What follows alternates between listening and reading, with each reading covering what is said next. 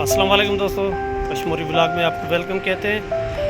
दोस्तों, दिखाना ये था कि दरियाए सिंध यहाँ से शुरुआत होती है। दरियाए सिंध की बिशाम का मकाम है। बिशाम शहर तो उस तरफ रह गया, अपना इस तरफ है बिशाम शहर।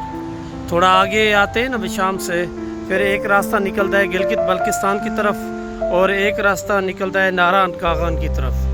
हम अभी जो पहुँचे हैं ना, यहाँ पे ये देख सकते हैं आप, ये जो टावर है बिशाम का, और उससे आगे जो है फिर अपना जो है नारायण कागान का रास्ता भी है, गिलगित बल्किस्तान का रास्ता भी है। ये मेरे दोस्त हैं जो हमारे साथ कश्मीर से आए हैं और अल्हम्दुलिल्लाह बहुत ज़्यादा एंजॉय किया।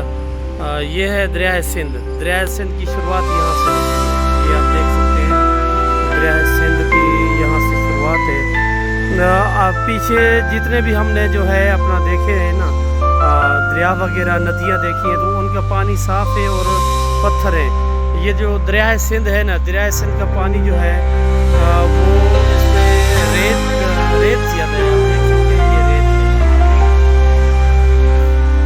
ये रेत पानी जो है दरियाए सिंध का, माशाल्लाह।